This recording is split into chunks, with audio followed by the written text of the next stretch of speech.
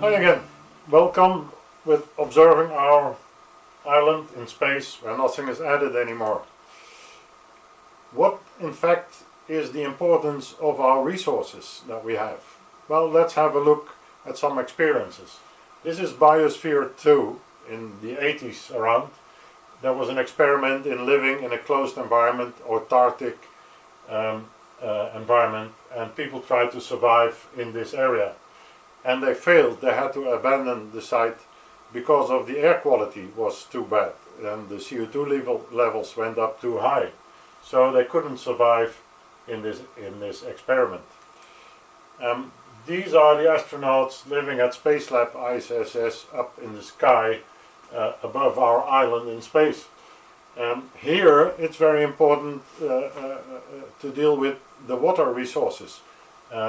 So they have a limited amount of water and they have to recycle it every time to purify it, and even drinking their urine, as you can see here, after it's purified again. So it's all the water they use is recycled because, well, without water it would be a real problem, of course. And this is in the Andes in Chile, where decades ago an airplane crashed with a rugby team on board, and they were lost somewhere in the icy area above there, and they had to survive for 4 weeks over there.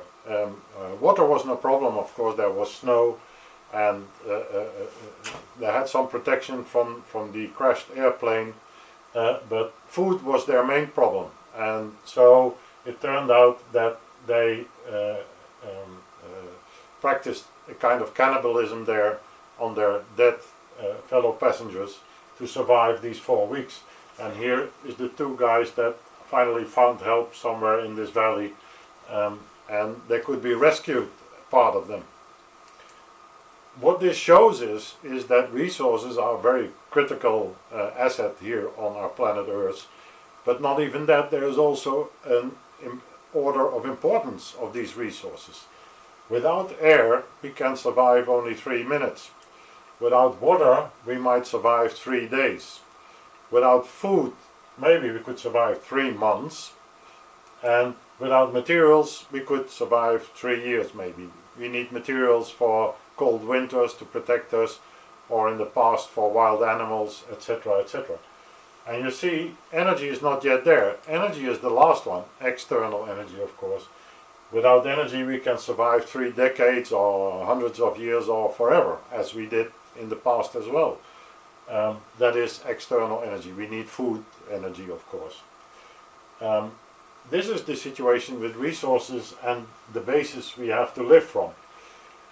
What has more attention is how the human kind is developing, as pictured by the pyramid by Maslow.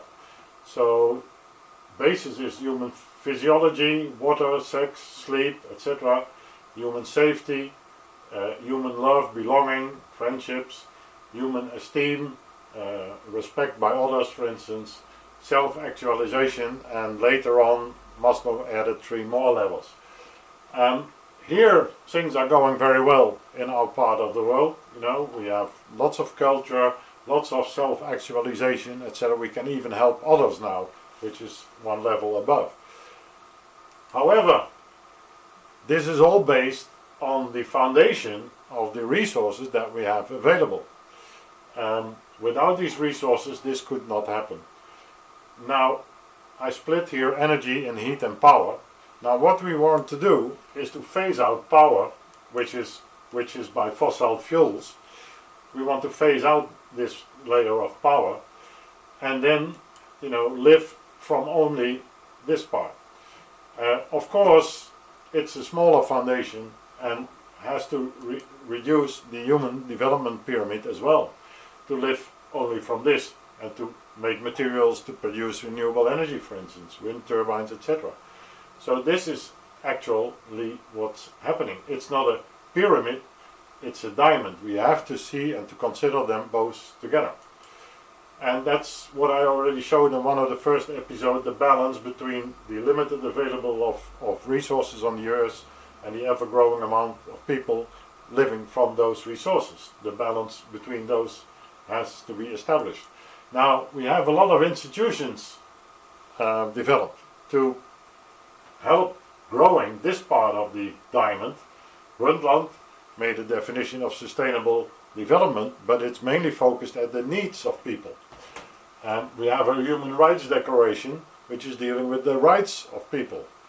But who is dealing with the duties of people, the duties to maintain this foundation under all this development? That's the question. It's not arranged.